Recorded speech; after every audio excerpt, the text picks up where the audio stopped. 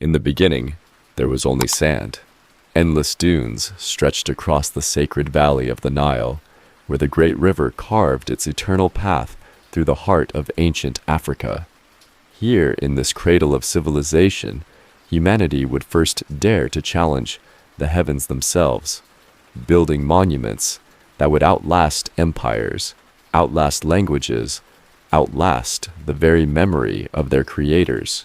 The story begins not with the famous pyramids of Giza, but thousands of years earlier, in the fertile minds of a people who looked upon death not as an ending, but as a transformation.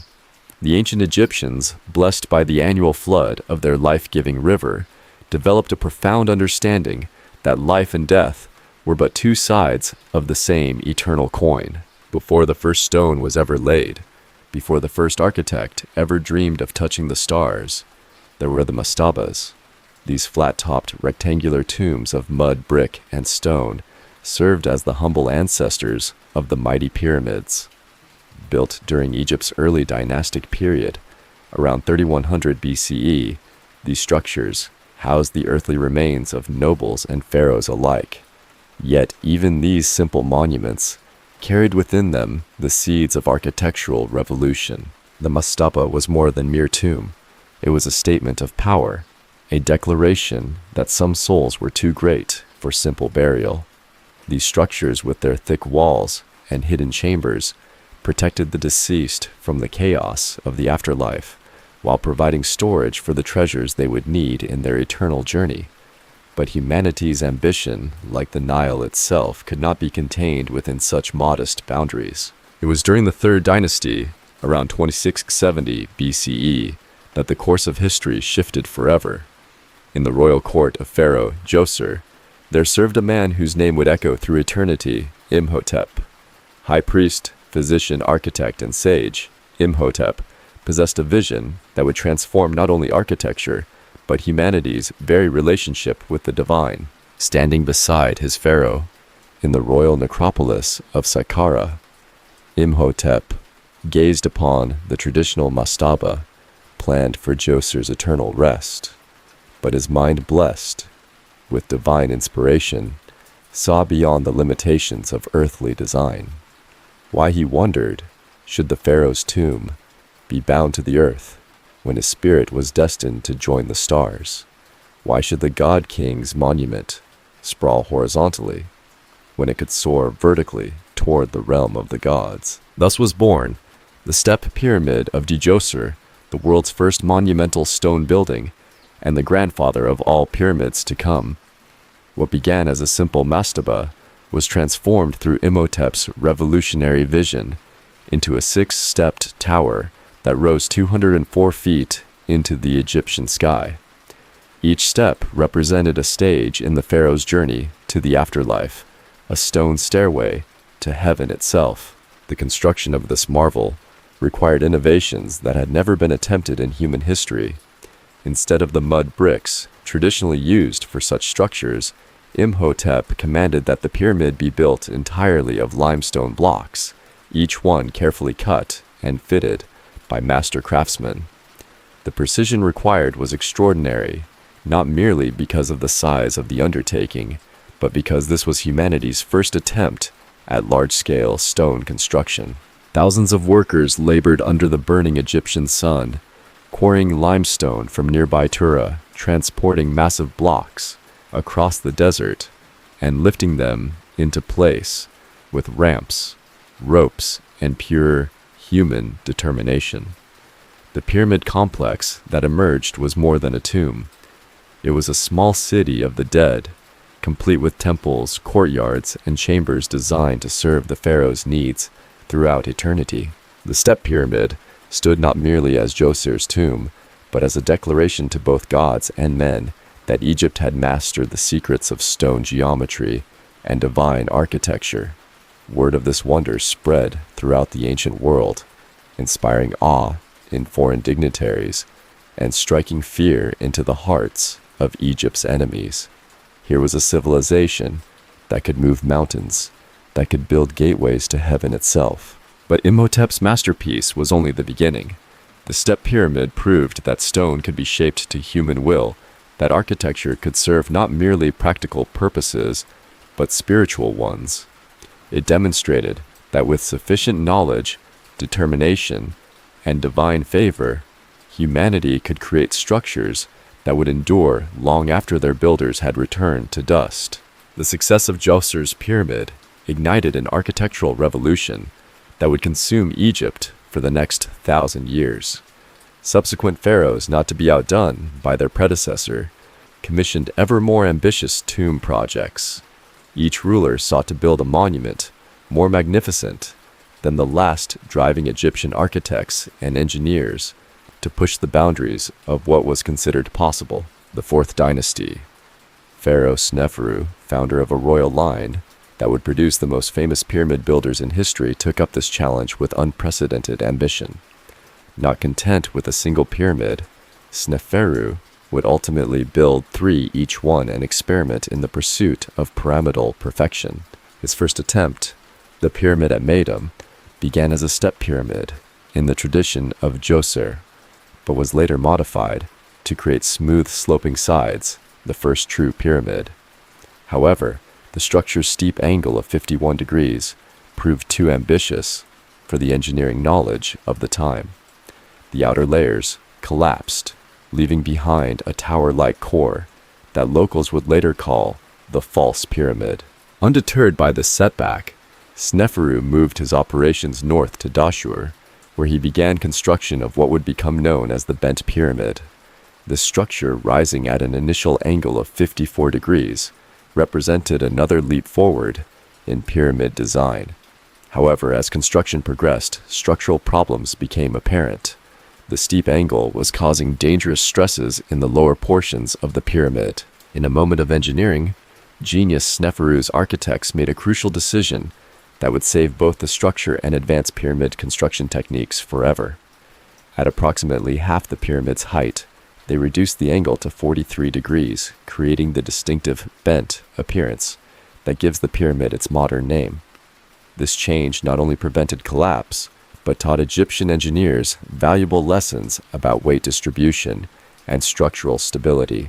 Armed with the hard-won knowledge from his previous attempts, Sneferu embarked upon his third and most ambitious project, the Red Pyramid of Djoser. This monument, named for the reddish limestone from which it was constructed, would become the first true pyramid, a perfect geometric form that would serve as the template for all the wonders that followed. The Red Pyramid rose from the desert floor at the ideal angle of 43 degrees, the same corrected angle used in the upper portion of the bent pyramid. This careful calculation represented more than mathematical precision. It embodied the accumulated wisdom of a civilization that had learned to balance ambition with engineering reality. Standing 341 feet tall, the Red Pyramid was not merely Sneferu's tomb, but humanity's first successful attempt at creating a monument of pure geometric perfection. The construction techniques employed in the Red Pyramid marked a revolutionary advancement in architectural methodology. The builders developed sophisticated systems for transporting massive limestone blocks from quarries located miles away. Teams of workers numbering in the thousands labored in carefully orchestrated shifts, their movements synchronized like a vast human machine dedicated to the service of eternity. The pyramid's internal chambers revealed another leap forward in design philosophy.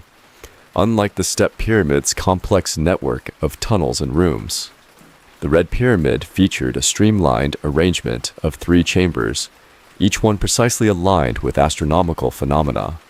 The entrance, located on the north face, opened onto a descending passage that led deep into the pyramid's heart, where the pharaoh's sarcophagus awaited its eternal occupant. But perhaps the most significant achievement of the Red Pyramid lay not in its physical structure, but in what it represented: the mastery of pyramid construction.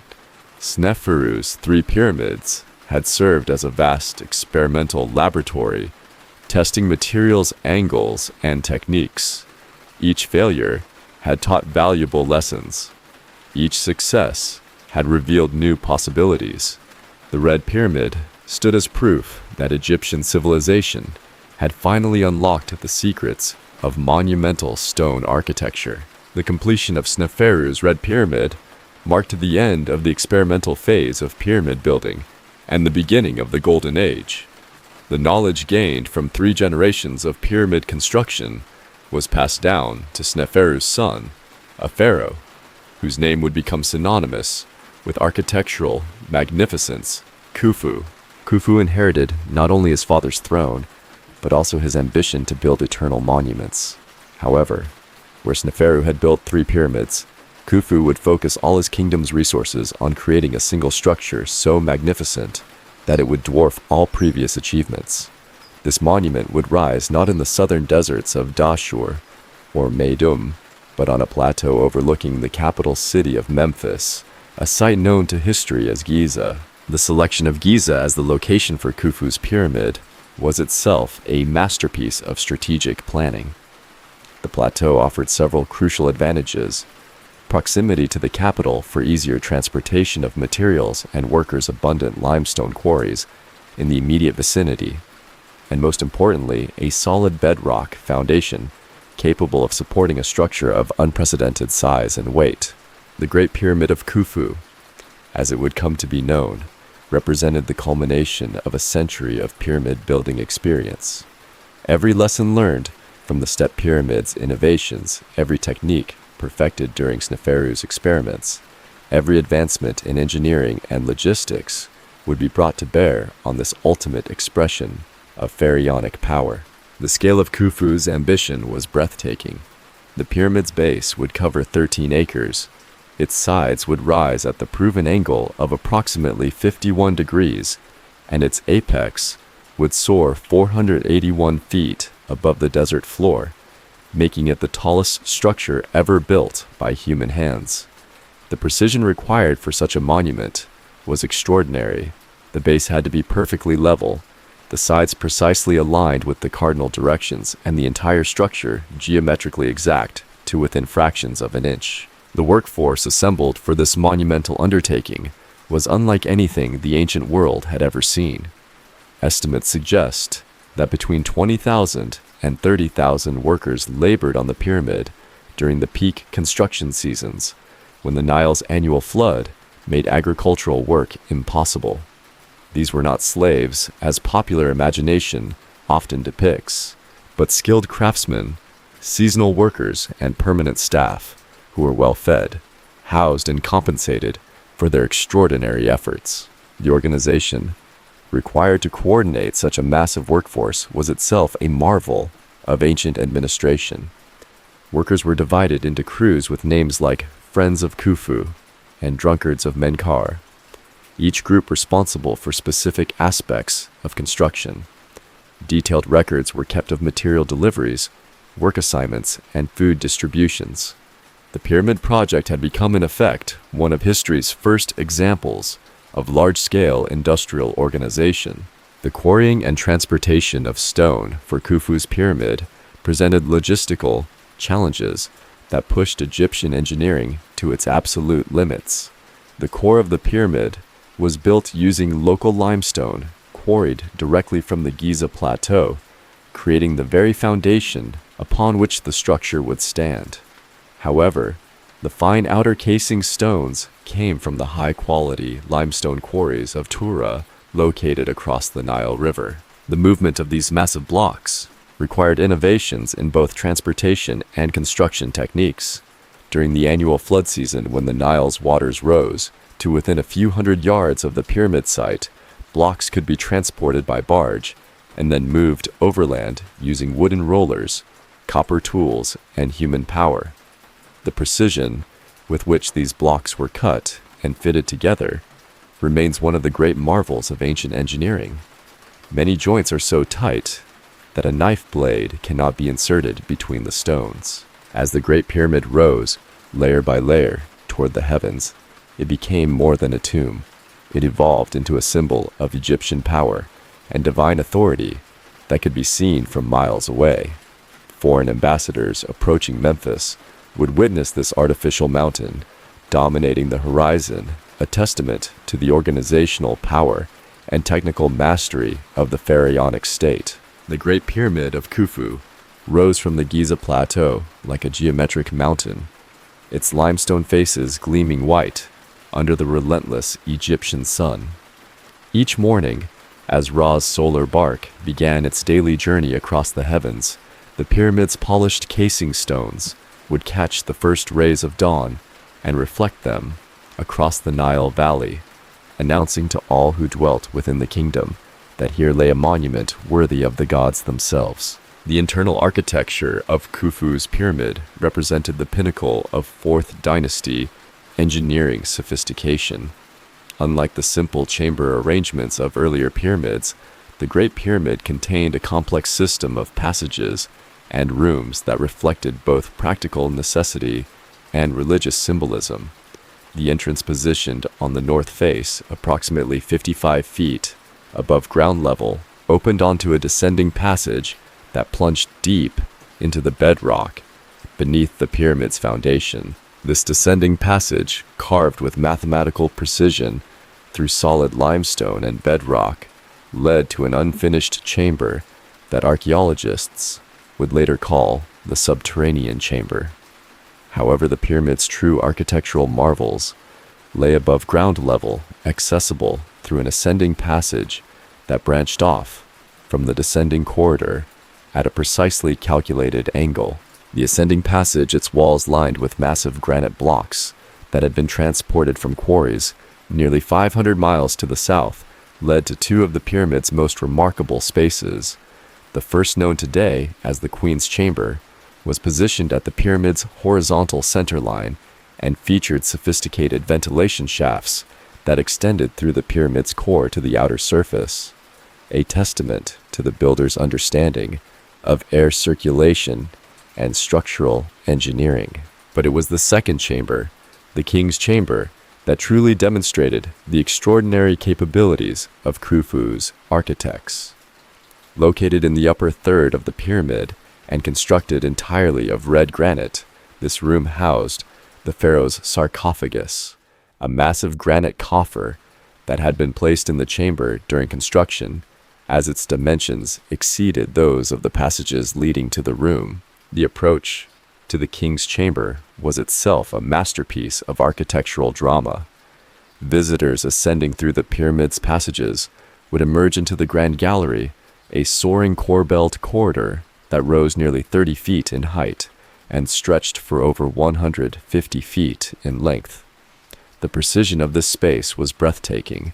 Each granite block had been cut and fitted with such accuracy that the walls rose in perfect alignment, creating a sense of ascending toward the heavens themselves. The Grand Gallery served multiple functions beyond mere architectural grandeur.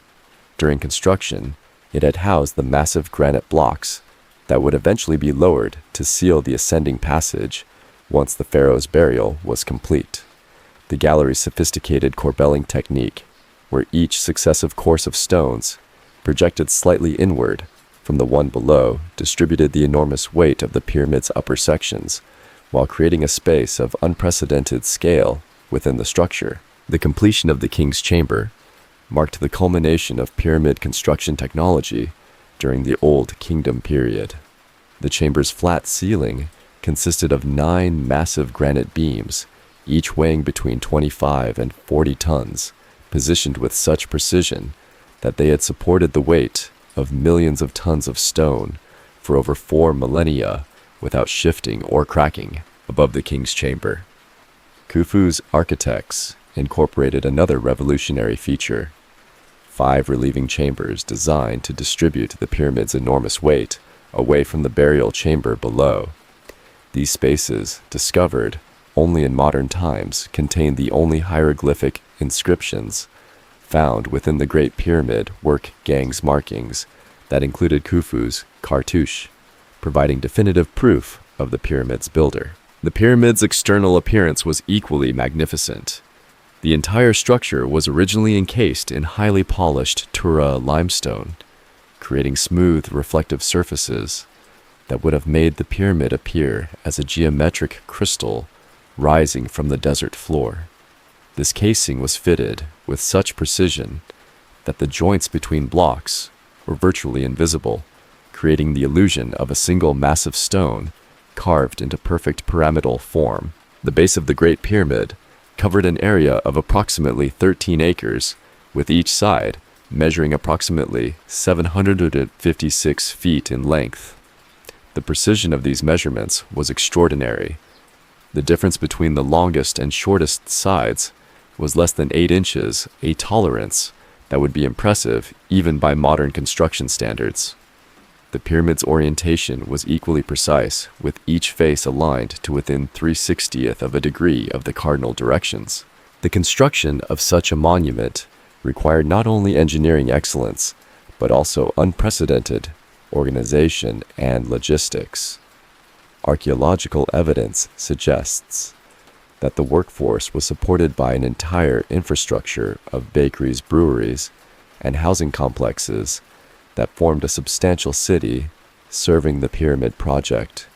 Workers consumed enormous quantities of bread, beer, onions, and garlic foods that provided the energy and nutrition necessary for such demanding physical labor. The transportation of materials for Khufu's pyramid represented one of the greatest logistical achievements of the ancient world. Local limestone was quarried directly from the Giza plateau, creating the very terraces and ramps used in construction. However, the fine casing stones came from Tura, while the granite for internal chambers was quarried at Aswan, requiring a journey of nearly 500 miles down the Nile River. During the annual flood season, when the Nile's waters rose to within a few hundred yards of the pyramid site, massive barges could transport these stones directly to the construction area. The coordination required for such operations was extraordinary. Thousands of workers had to be synchronized in their efforts. Materials had to be delivered precisely when needed, and the entire project had to progress according to a master plan that spanned decades. The completion of Khufu's Great Pyramid established a new standard for royal monuments that subsequent pharaohs would struggle to match.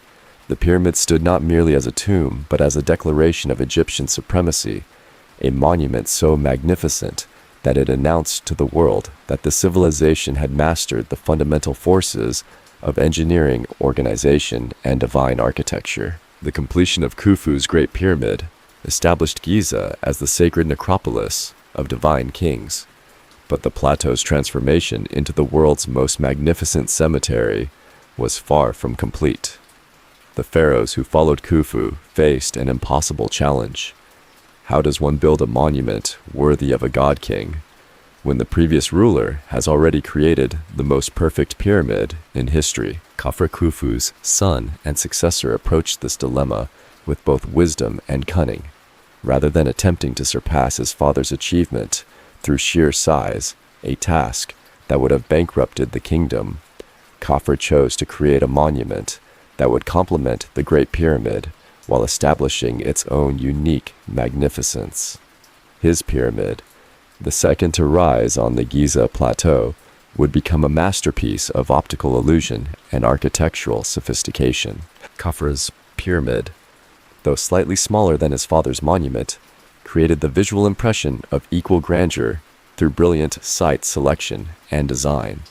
Built on higher ground than the Great Pyramid and featuring a steeper angle of inclination, Khafra's monument appeared to rival its predecessor when viewed from a distance. This optical effect was no accident.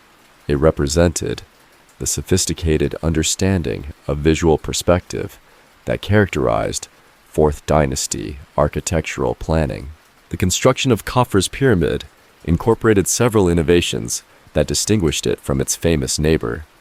The lower courses were built using massive blocks of local limestone, some weighing over 15 tons, while the upper sections utilized smaller, more manageable stones. This construction technique not only provided structural stability, but also demonstrated the evolution of pyramid building methodology during the Fourth Dynasty period. The pyramid's casing stones, like those of the Great Pyramid, were composed of fine white limestone from the Tura quarries. However, Khafra's architects introduced subtle modifications to the casing design that enhanced the pyramid's visual impact. The stones were cut with slightly more pronounced edges, creating shadow lines that emphasized the monument's geometric perfection and made it more visually striking from various viewing angles. But Khafre's greatest architectural innovation was not the pyramid itself. It was the extraordinary complex of monuments that surrounded it. The pharaoh's mortuary temple, connected to the pyramid by a causeway nearly half a mile in length, represented a new level of sophistication in royal funerary architecture. This temple, built from massive blocks of local limestone and imported granite, featured colonnaded halls, statue chambers, and ritual spaces that served the pharaoh's cult for centuries after his death. The causeway connecting the mortuary temple to the valley temple below was itself an architectural marvel. Covered by a roof and lit by strategically placed openings, this corridor allowed funeral processions to move from the Nile River to the pyramid in a controlled environment that enhanced the religious drama of royal burial ceremonies.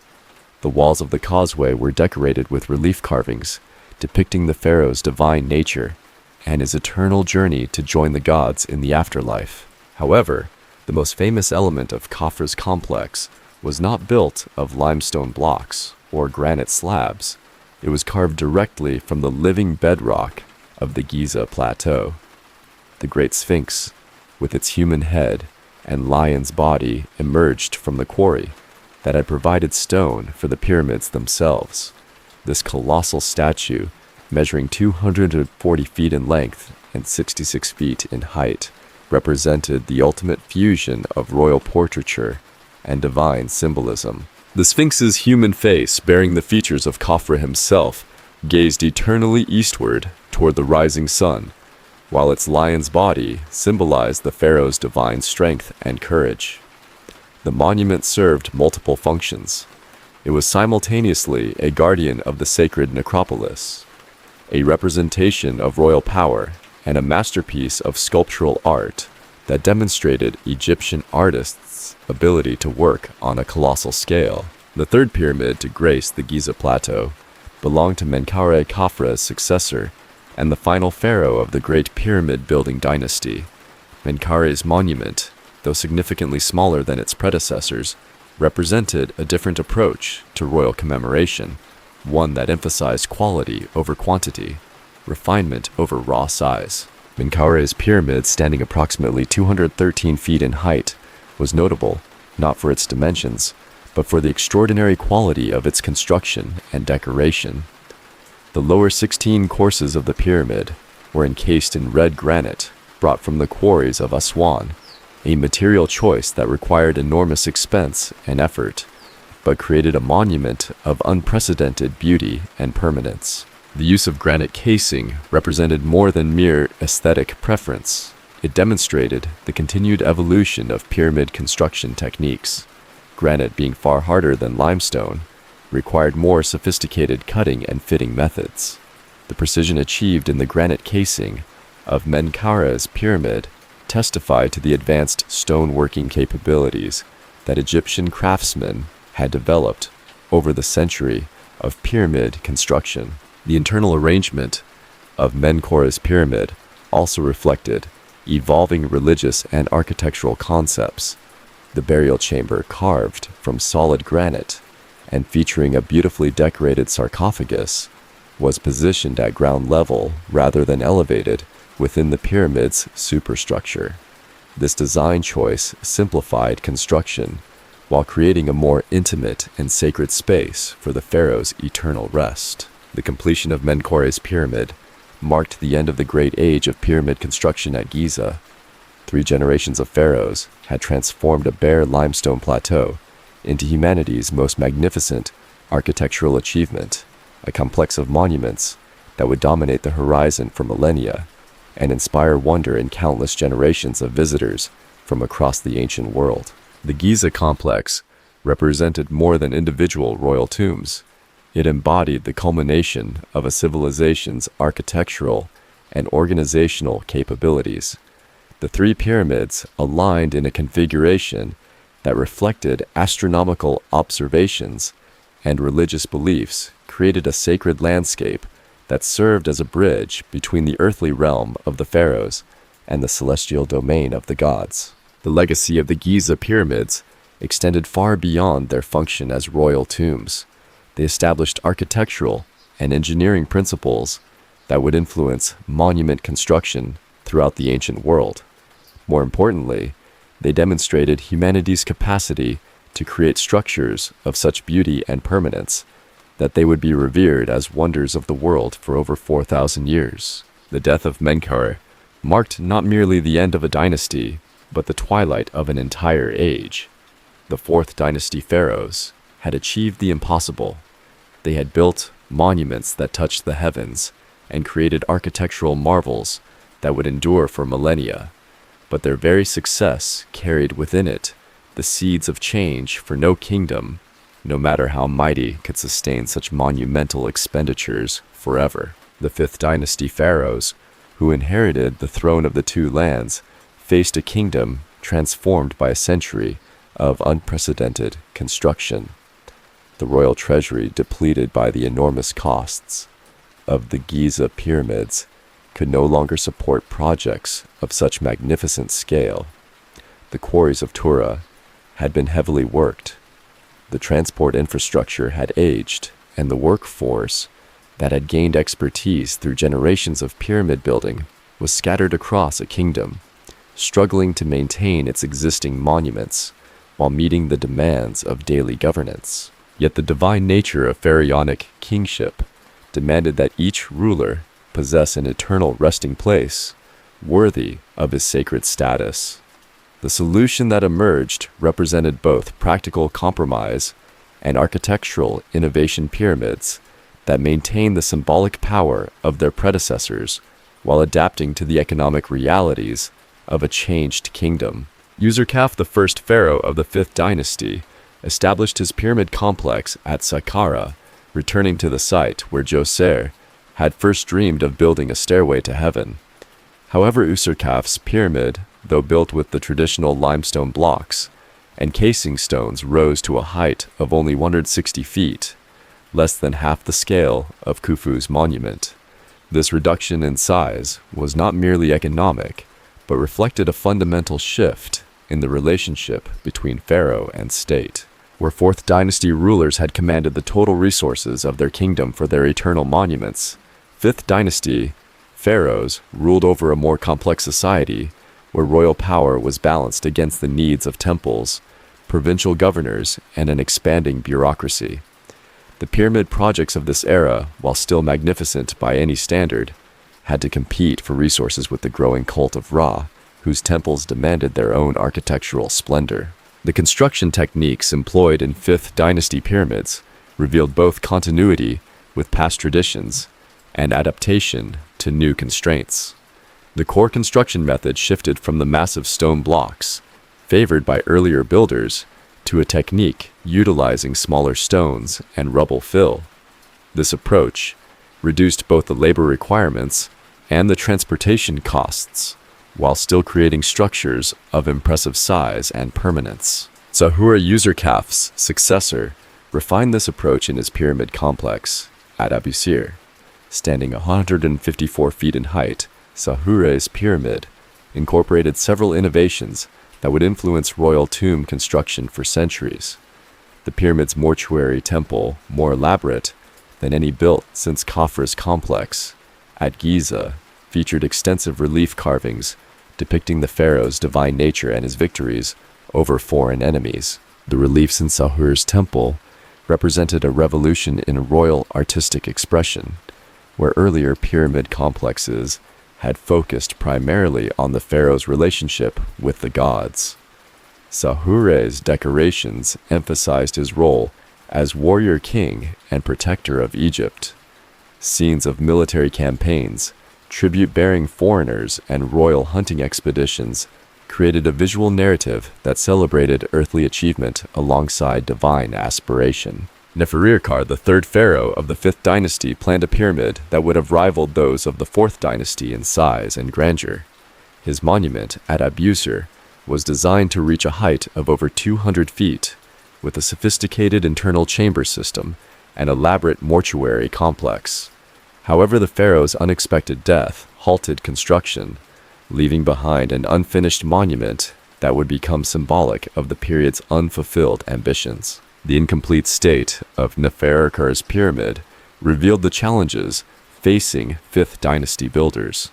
Unlike the well-organized construction projects of the previous century, which had benefited from decades of planning and resource accumulation, later pyramid projects often struggled with insufficient funding, labor shortages, and competing priorities for royal attention. Subsequent 5th dynasty pharaohs, Shepseskre-Reneferef and Nayuser, each attempted to create pyramid complexes worthy of their divine status, but none achieved the scale or perfection of their 4th dynasty predecessors.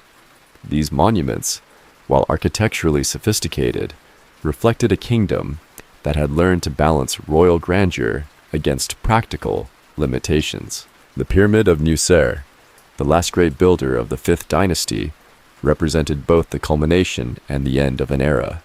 Standing 167 feet in height, this monument incorporated advanced construction techniques and featured one of the most elaborate mortuary temples ever built. Yet even this impressive complex paled in comparison to the monuments of Giza, serving as a reminder that the age of giant pyramids had passed into history. The decline in pyramid scale during the 5th dynasty was accompanied by innovations in decoration and religious function that would profoundly influence Egyptian architecture. The pyramid texts, humanity's oldest religious writings, first appeared in the Pyramid of Unas, the final pharaoh of the 5th dynasty.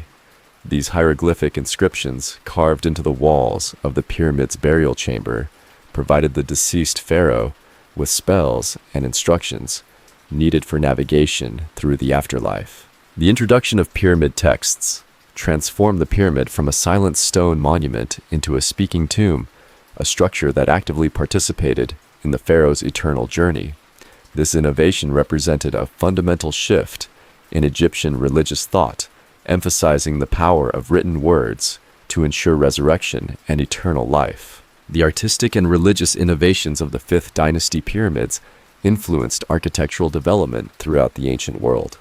Foreign visitors to Egypt, including diplomats and merchants from Nubia, Libya, and the Near East, carried home descriptions of these magnificent monuments, inspiring imitation and adaptation in their own lands. Yet, even as pyramid construction continued, the economic and social foundations that had supported the great building projects were shifting. The growing power of provincial governors, the expansion of temple bureaucracies, and the increasing costs of maintaining existing monuments all contributed to a gradual transformation of Egyptian society from a pyramid-building civilization to one focused on different expressions of royal and divine power. The 6th dynasty emerged from the shadow of the 5th, like a civilization attempting to recapture the glory of its ancestors, while grappling with the harsh realities of a transformed world. The pharaohs of this era, beginning with Teti around 2345 BCE, inherited a kingdom where the great age of pyramid building had become a cherished memory, yet the divine mandate to construct eternal monuments remained as compelling as ever. Teti's pyramid at Saqqara represented both continuity and decline, a monument that maintained the traditional forms of royal burial, while revealing the economic constraints that now governed even pharaonic ambitions. Rising to a modest height of 172 feet, the pyramid employed construction techniques that prioritized efficiency over grandeur. The core consisted largely of small stones and rubble, held together by mortar, a far cry from the massive limestone blocks that had characterized 4th dynasty construction. Yet within the seemingly diminished monument lay innovations that would prove more enduring than size alone. Teti's pyramid was the second to feature pyramid texts carved into its interior walls, expanding upon the religious revolution begun by Unas. These hieroglyphic spells, more extensive and elaborate than their predecessors, transformed the pyramid's burial chamber into a cosmic stage where the pharaoh's resurrection would be enacted through the power of written word. The pyramid texts of Teti revealed the sophisticated theological understanding that had developed during centuries of pyramid construction. Spells describing the pharaoh's journey through the afterlife, his transformation into a star among the imperishable ones, and his assumption of divine powers created a literary masterpiece that would influence Egyptian religious thought for millennia. The pyramid had evolved from a simple tomb to a complex religious instrument designed to ensure the pharaoh's eternal survival and divine transformation. Pepi Teti's successor continued the tradition of pyramid construction while adapting to the changing political landscape of the Old Kingdom. His pyramid, known in ancient times as Pepi is established and beautiful, rose 172 feet above the Saqqara Plateau and featured internal decorations of unprecedented sophistication. The pyramid texts within Pepi's burial chamber included over 300 individual spells, creating a comprehensive guide to afterlife navigation that demonstrated the advanced state of Egyptian religious scholarship. The reign of Pepi marked not only architectural achievement, but also the expansion of Egyptian pyramid building influence beyond the Nile Valley. Archaeological evidence suggests that Egyptian architects and craftsmen traveled to Nubia during this period, supervising the construction of monuments that reflected pyramid building techniques. This cultural exchange would have profound implications for the development of monumental architecture throughout northeastern Africa. Pepi, whose reign of over 60 years represented one of the longest in Egyptian history, would commission the last Great Pyramid of the Old Kingdom. His monument, Pepi is established and living, though modest in height, at 172 feet, featured innovations in both construction and decoration that reflected the accumulated wisdom of 4 centuries of pyramid building. The pyramid's mortuary temple contains some of the finest relief carving ever executed, depicting scenes of royal power and divine protection, with artistic skill that rivaled the masterpieces of earlier dynasties. However, the very length of Pepi II's reign revealed the challenges facing the pyramid building tradition. As the aged pharaoh continued to rule into his 90s, the kingdom's resources became increasingly strained. Provincial governors, grown powerful during the long reign, began asserting greater independence from central authority. The extensive bureaucracy required to organize massive construction projects became increasingly difficult to maintain as royal power fragmented. The internal decorations of Pepi II's pyramid reflected these changing times, while maintaining the traditional pyramid texts that ensured royal resurrection. The spells included new elements that addressed concerns about political stability and social order. References to rebellious subjects, foreign invasions, and natural disasters revealed a kingdom facing challenges that pyramid construction alone could not solve. The final pyramids of the 6th dynasty, built by the ephemeral pharaohs who followed Pepi II, represented the twilight of Old Kingdom pyramid construction. These monuments, often hastily constructed and poorly designed, reflected a civilization struggling to maintain ancient traditions while facing unprecedented political and economic pressures. The Pyramid of Ibi, one of the last pharaohs of the period, stood only 69 feet in height, a stark reminder of how far royal building capabilities had declined. Yet even in decline, the pyramid tradition demonstrated remarkable resilience. Local governors and nobles, inspired by centuries of royal example, began constructing their own pyramid tombs throughout Egypt. These provincial monuments, while lacking the scale and sophistication of royal pyramids, indicated that the symbolic power of the pyramid form remained compelling even as centralized pyramid construction declined. The collapse of the Old Kingdom around 2181 BCE brought an end to the Great Age of pyramid building, that had dominated Egyptian civilization for over 5 centuries. The political fragmentation that followed, known to historians as the First Intermediate Period, saw the abandonment of major construction projects and the dispersal of the skilled workforces that had built the monuments of Giza and Saqqara. However, the architectural and engineering knowledge accumulated during the Pyramid Age did not disappear. Craftsmen and architects preserved their techniques through the troubled years of political dissolution, maintaining the skills that would eventually enable a renaissance of pyramid construction during the Middle Kingdom period. The Great Pyramids themselves, standing eternally on their desert plateaus, served as constant reminders of what Egyptian civilization could achieve when unified under strong pharaonic leadership. The legacy of Old Kingdom pyramid construction extended far beyond Egypt's borders. Foreign rulers throughout the ancient Near East and Africa had witnessed the power and prestige that magnificent monuments could confer upon their builders.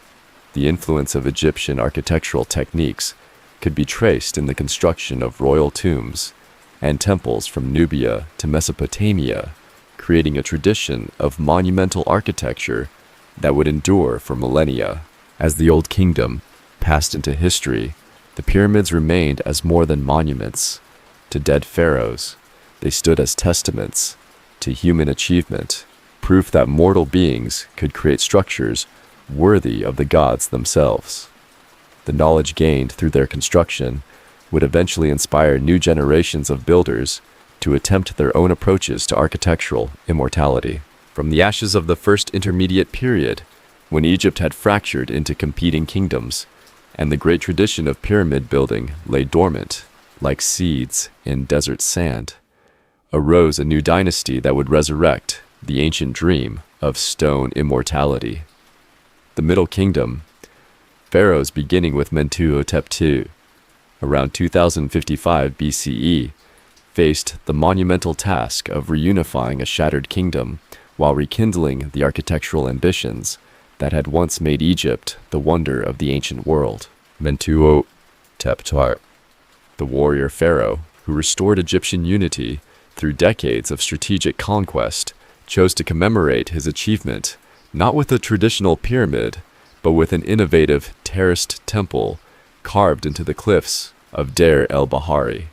This monument, while departing from classic pyramid design, embodied the same fundamental principle that had driven the Old Kingdom builders, the creation of an eternal dwelling that would elevate the pharaoh's spirit to divine status among the imperishable stars. However, it was Amenemhat I, founder of the 12th dynasty, who truly revived the pyramid tradition that had defined Egyptian kingship for over 5 centuries. His pyramid at Lisht, standing 181 feet in height, represented both homage to ancient traditions and adaptation to contemporary realities. The monument incorporated architectural elements borrowed from Old Kingdom pyramids, including casing stones and internal chambers that deliberately echoed the design of earlier masterpieces. Yet Amenemhat's pyramid also revealed the transformed nature of Middle Kingdom construction. Built using a core of mud brick and limestone rubble, rather than the massive stone blocks favored by 4th dynasty builders, the pyramid demonstrated how Egyptian architects had learned to achieve impressive results with more economical methods. This evolution reflected not merely budget constraints, but sophisticated engineering knowledge that emphasized structural efficiency over raw material expenditure. The pyramid complex of Amenemhat's established patterns that would characterize Middle Kingdom royal monuments. The causeway connecting the pyramid to its valley temple was shorter and less elaborate than those of the Giza pyramids, while the mortuary temple featured more intimate spaces designed for ongoing religious ceremonies rather than massive state rituals. These modifications reflected a kingdom where royal power, while still absolute, operated within a more complex political and religious framework.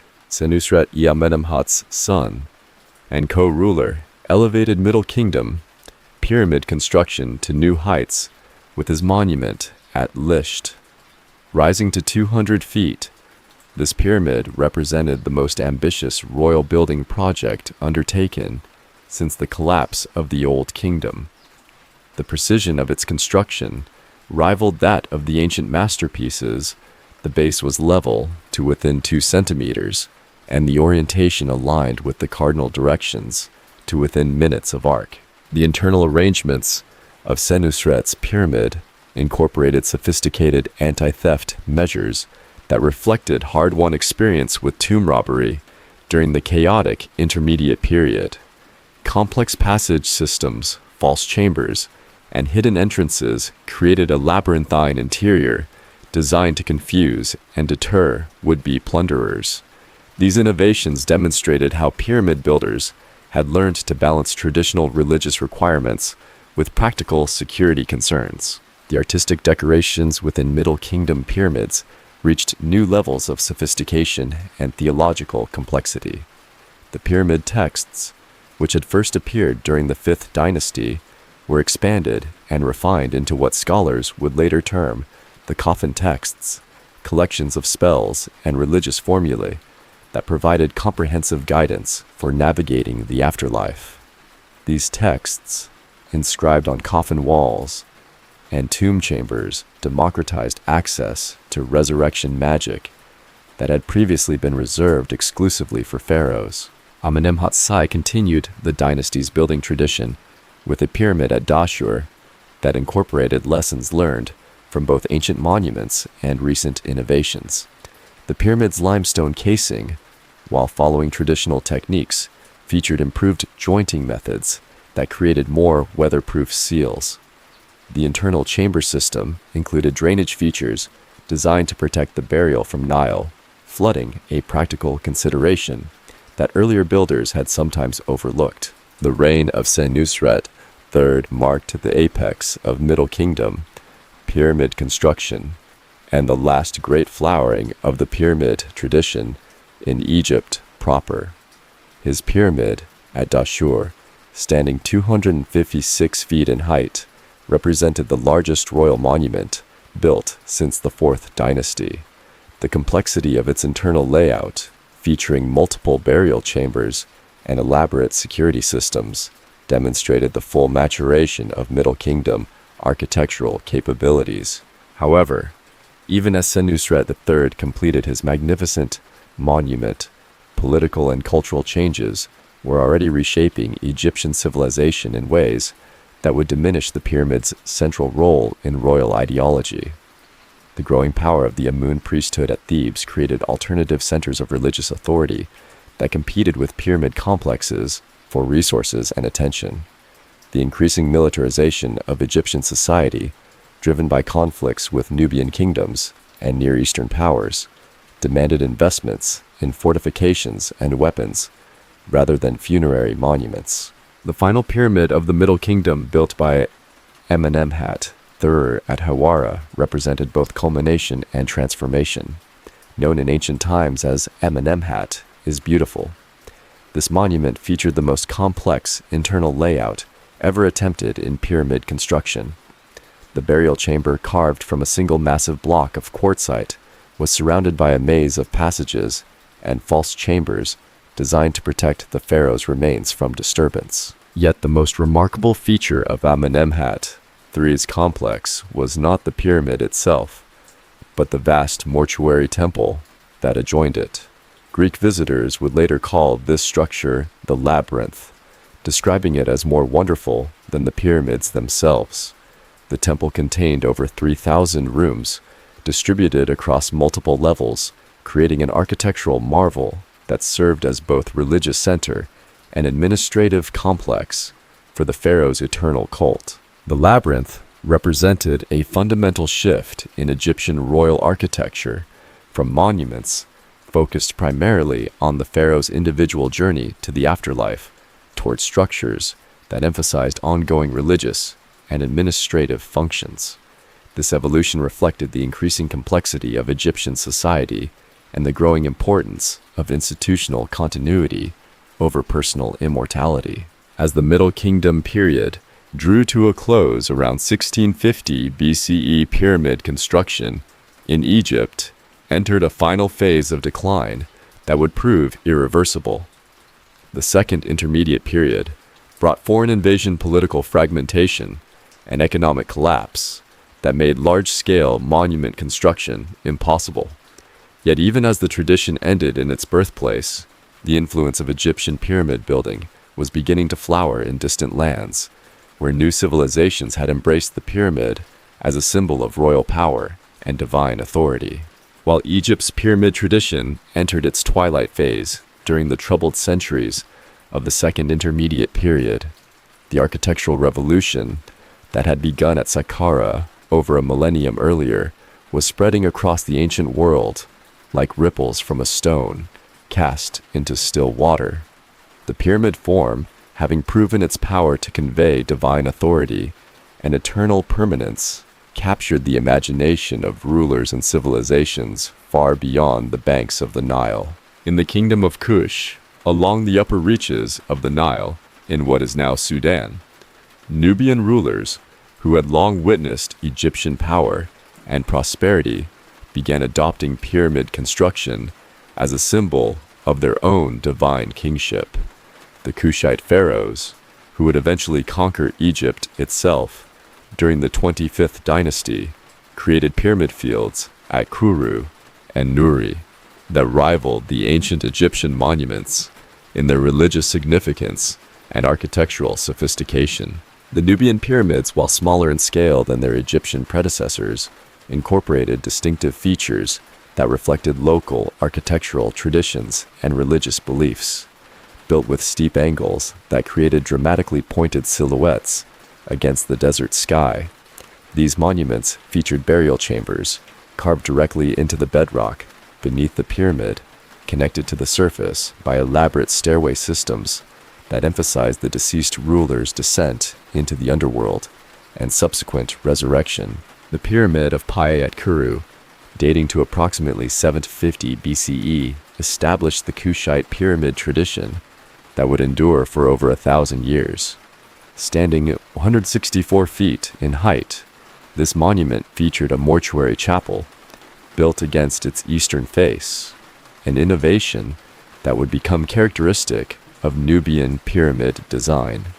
The chapel's walls were decorated with relief carvings depicting the pharaoh's divine nature and his victories over Egyptian enemies, creating a visual narrative that proclaimed Kushite legitimacy as heirs to ancient pharaonic traditions. The royal cemetery at Meroe, established during the 3rd century BCE, represented the culmination of Nubian pyramid construction. Over 40 pyramids rose from this desert site, creating a sacred landscape that served as the eternal resting place for Kushite rulers for over 6 centuries. The Meroe pyramids, built using local sandstone and featuring distinctively steep angles, demonstrated how the pyramid form had been adapted to local materials and aesthetic preferences while maintaining its essential symbolic power. Far across the Atlantic Ocean, in the dense jungles and highland plateaus of Mesoamerica, entirely separate civilizations were independently developing pyramid construction traditions that would rival those of the Old World in their scale and sophistication.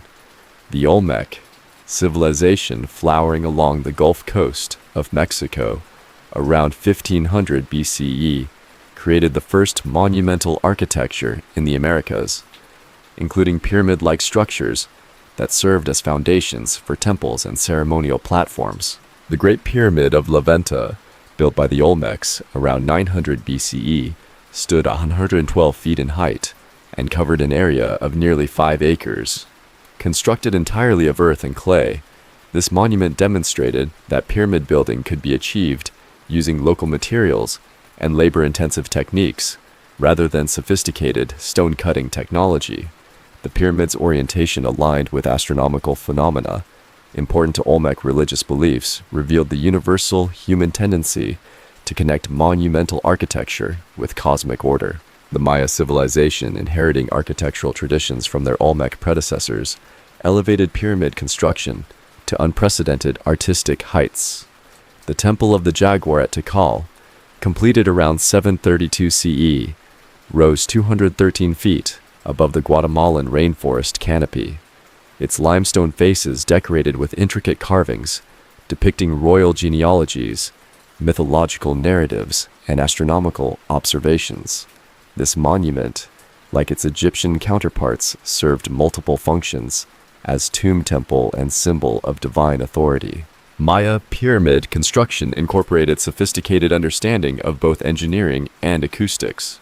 The Pyramid of Kukulkan at Chichen Itza, built around 1000 CE, featured stairways designed to create echo effects that mimicked the call of the quetzal bird, a creature sacred to Maya religious beliefs.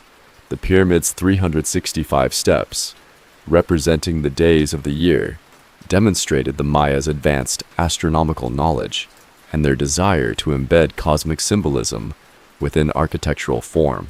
The Aztec capital of Tenochtitlan, established in the 14th century CE, featured the Templo Mayor, a massive pyramid complex that served as the ceremonial and political heart of the empire.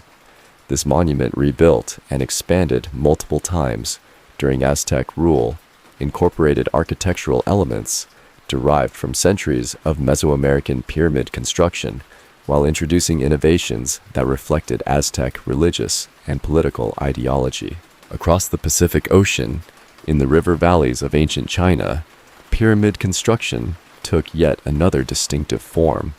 The mausoleum of China's first emperor, Qin Shi Huang, completed around 210 BCE, was built as an earthen pyramid covering an area larger than any Egyptian monument.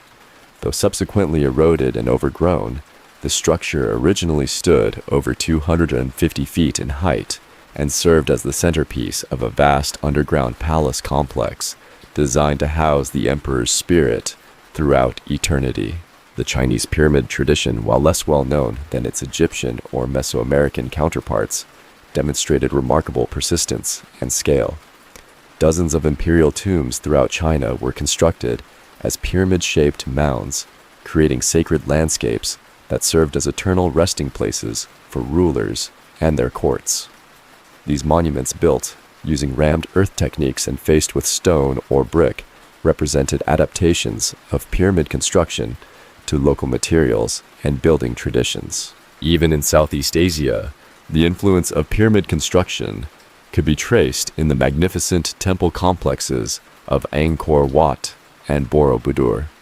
These monuments, while serving different religious functions than Egyptian pyramids, incorporated stepped pyramid forms that elevated temples toward the heavens and created sacred mountains that connected earthly and divine realms. The global spread of pyramid construction revealed fundamental aspects of human psychology and religious belief. Across continents and millennia, civilizations independently discovered that the pyramid form possessed unique power to convey concepts of eternity, divine authority, and cosmic order. The pyramid's geometric perfection, its massive scale, and its apparent permanence made it an ideal vehicle for expressing humanity's highest aspirations and deepest fears about mortality and the afterlife. The universal appeal of pyramid construction also demonstrated the remarkable capacity of architectural ideas to transcend cultural boundaries, whether through direct contact, cultural diffusion, or independent invention. The pyramid form appeared in civilizations that had little or no knowledge of each other's existence, suggesting that certain architectural concepts possess inherent power that speaks to universal human needs and desires. For centuries after the fall of the Great Pyramid building civilizations, these monuments to human ambition stood like silent sentinels in forgotten deserts, their purposes obscured by the passage of millennia and the collapse of the cultures that had created them. The ancient knowledge of their construction had been lost, their original names forgotten, their builders transformed into legends whispered around campfires by Bedouin nomads who grazed their camels in the shadows of these geometric mountains. The Great Pyramid of Giza stripped of its gleaming limestone casing by medieval builders who saw it merely as a convenient quarry, rose from the desert plateau as a stepped giant, its original smooth surfaces reduced to the rough core masonry that had never been intended for public view. Yet even in this diminished state, the monument retained power to inspire awe in the occasional travelers who glimpsed it across the shifting sands. Medieval Arab historians inheriting fragmentary knowledge from ancient sources wove fantastical tales around these mysterious structures. The pyramids became treasure houses of mythical kings, repositories of ancient wisdom, or magical constructs built by jinn and sorcerers. Al-Mamun, the Abbasid caliph who forced entry into the Great Pyramid in 820 CE, discovered only empty chambers and mathematical precision, a disappointment to those seeking gold, but a revelation to minds capable of appreciating architectural genius. The Renaissance awakening of European interest in classical antiquity gradually extended to include the monuments of Egypt, though actual knowledge remained limited to the accounts of ancient Greek and Roman writers. Herodotus had described the pyramids as works of tyrants built by enslaved masses, an interpretation that would dominate Western understanding for centuries and obscure the sophisticated engineering and social organization that had actually made these monuments possible. Napoleon's invasion of Egypt in 1798 marked the beginning of the modern rediscovery of pyramid civilization. The scholars who accompanied the French expedition, armed with instruments of measurement and artistic skill unknown to previous visitors, began the systematic documentation that would reveal the true nature of these ancient monuments. Their meticulous drawings and detailed descriptions introduced Europe to the reality of pyramid construction achievements that rivaled or surpassed anything produced by Greek or Roman civilization. The decipherment of hieroglyphic writing by Jean-François Champollion in 1822 unlocked the voices of the pyramid builders themselves, allowing their monuments to speak across the millennia in their own words. The pyramid texts, carved into burial chamber walls 4,000 years earlier, emerged as humanity's oldest religious literature, revealing sophisticated theological concepts and poetic language that demolished simplistic notions about primitive ancient peoples. Archaeological excavations throughout the 19th and 20th centuries gradually revealed the true complexity of pyramid construction. The discovery of workers' villages, complete with bakeries, breweries, and medical facilities, demonstrated that the pyramid builders were skilled craftsmen rather than enslaved masses. Evidence of sophisticated planning, including detailed architectural drawings and mathematical calculations, revealed the advanced state of ancient Egyptian engineering knowledge. The Great Pyramid's internal chambers yielded secrets that astounded modern engineers. The precision of the Grand Gallery's construction, the sophisticated weight-relieving systems above the king's chamber, and the accuracy of the monument's orientation demonstrated technical capabilities that challenged contemporary understanding of ancient technological limitations. Each measurement revealed new aspects of the builder's mathematical and astronomical knowledge. Modern archaeological techniques, including ground-penetrating radar thermal imaging and three-dimensional modeling, continue to reveal hidden aspects of pyramid construction. Recent discoveries of previously unknown chambers within the Great Pyramid, detected through cosmic ray imaging, prove that these monuments still hold secrets waiting to be uncovered after more than 4 millennia of exploration. The development of Egyptology as a scientific discipline transformed understanding of pyramid civilization from romantic speculation to rigorous scholarship. Scholars like Flinders Petrie, whose precise measurements of the Giza pyramids established new standards for archaeological methodology, demonstrated that scientific investigation could reveal truths more fascinating than any fictional speculation about ancient mysteries. Yet even as scientific understanding advanced, the pyramids retained their power to inspire wonder and speculation. The precision of their construction, the sophistication of their design, and the organizational capabilities they represented seemed to exceed what should have been possible for ancient civilizations. This apparent contradiction between ancient achievement and modern assumptions about technological progress fueled countless theories about lost knowledge, alien intervention, or advanced prehistoric civilizations. The 20th century witnessed both the triumph of scientific archaeology and the proliferation of alternative theories about pyramid construction. While scholars painstakingly reconstructed the actual methods and motivations of the ancient builders, popular culture embraced more exotic explanations that often said more about modern anxieties than ancient realities. The construction of modern skyscrapers and mega projects provided new appreciation for the organizational achievements represented by pyramid construction. Engineers calculating the logistical requirements for moving millions of tons of stone with ancient technology gained profound respect for the administrative capabilities of pyramid-age civilizations. The pyramids emerged not merely as architectural marvels, but as testimony to sophisticated project management and social organization. Computer modeling and experimental archaeology began testing ancient construction techniques, demonstrating that the methods available to pyramid builders were indeed sufficient for their achievements.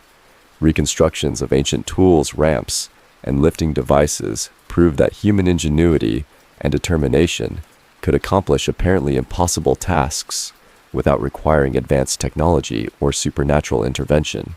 The global recognition of pyramids as World Heritage Sites reflected their unique status as monuments that transcend national boundaries and cultural differences. The Great Pyramid, as the sole surviving wonder of the ancient world, became a symbol of human achievement that belonged not merely to Egypt, but to all humanity. In the 21st century, as humanity ventures into space and builds structures that soar beyond the clouds, the ancient pyramids continue to cast their spell across a world transformed by technology beyond the wildest dreams of their builders. These monuments, conceived in an age when copper was the hardest metal known to man, and the wheel had barely been invented, stand as eternal witnesses to the unchanging human desire to create something that will outlast mortality itself. The digital age has brought new tools for understanding pyramid construction that would have seemed like magic to the ancient builders. Satellite imagery reveals pyramid sites across the globe with unprecedented clarity, while ground-penetrating radar maps hidden chambers without disturbing a single stone.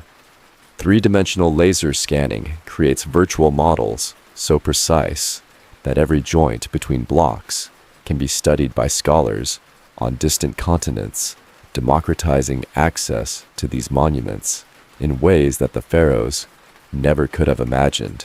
Modern engineering analysis has finally solved many of the mysteries that had puzzled observers for centuries. Computer simulations demonstrate how ancient ramps could have been configured to lift massive stones to tremendous heights, while experiments with period tools prove that copper chisels and wooden levers were indeed sufficient for the precise stonework that characterizes the great monuments. The genius of the pyramid builders lay not in possessing impossible technology, but in maximizing the potential of the resources available to them. Yet even as scientific understanding advances, the pyramids retain their power to inspire new generations of dreamers and builders.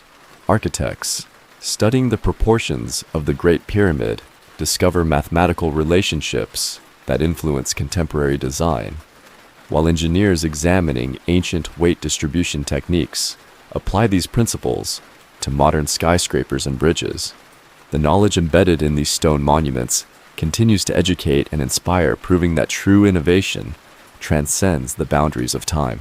The conservation challenges facing the pyramids in the modern era reflect the complex relationship between preservation and progress. Air pollution from nearby Cairo threatens the limestone surfaces that survived 4 millennia of desert winds, while the vibrations from heavy traffic and nearby construction projects pose risks that the ancient builders never anticipated. The very success of modern civilization creates new threats to the monuments that represent humanity's earliest architectural triumphs. International conservation efforts have mobilized resources and expertise from around the world to protect these irreplaceable treasures. Advanced materials science provides new methods for stabilizing ancient stonework, while non-invasive monitoring systems track environmental conditions within pyramid chambers. The global community has recognized that preserving the pyramids is not merely Egypt's responsibility, but a duty owed by all humanity to future generations. The influence of pyramid architecture extends far beyond historical preservation into contemporary design and culture. Modern pyramid-shaped buildings, from the Louvre's glass pyramid to corporate headquarters around the world, demonstrate the enduring appeal of this geometric form. The pyramid's association with stability, permanence, and aspiration makes it a powerful symbol for institutions seeking to convey these qualities. Space exploration has provided new perspectives on the pyramids that their builders could never have anticipated. Satellite images reveal the monuments as components of larger landscape patterns, while views from the International Space Station show them as tiny but persistent marks on the Earth's surface, human signatures visible from the cosmic perspective. Some visionaries even propose building pyramidal structures on Mars or the Moon, extending the tradition into the space age. The study of pyramids has contributed to fields far removed from archaeology and architecture. Research into the organizational methods required for pyramid construction informs modern project management theory, while analysis of ancient resource allocation provides insights into economic planning. The pyramids serve as case studies in leadership logistics and human motivation that remain relevant to contemporary challenges. Popular culture continues to find new ways to interpret and reimagine the pyramid tradition. Films, novels, and video games draw inspiration from these ancient monuments, often blending historical fact with creative speculation to create entertainment that introduces new generations to the wonders of pyramid civilization. While these fictional portrayals may take liberties with historical accuracy, they serve the valuable function of maintaining public interest in these remarkable achievements. The pyramid form has become a universal symbol that transcends cultural boundaries. From the mysterious monuments of Antarctica, claimed by conspiracy theorists, to the pyramid schemes that exploit the form's association with mysterious power. These geometric shapes continue to capture human imagination in ways both positive and problematic. The pyramid's symbolic power proves that great architecture influences not only physical spaces, but mental landscapes as well. Educational initiatives around the world use pyramid construction as a vehicle for teaching mathematics, physics, history, and social organization. Students calculating the volume of pyramid structures learn geometry, while those studying pyramid construction logistics gain insights into project management and resource allocation. The pyramids serve as multidisciplinary teaching tools that make abstract concepts concrete and memorable. As humanity faces contemporary challenges, including climate change, resource scarcity, and social inequality, the lessons of pyramid civilization offer both inspiration and caution. The organizational capabilities demonstrated by pyramid builders suggest that humanity can accomplish seemingly impossible tasks when united by common purpose and effective leadership. However, the eventual decline of pyramid-building civilizations reminds us that even the greatest achievements must be sustained through continued effort and adaptation. The future of pyramid studies promises new discoveries and deeper understanding.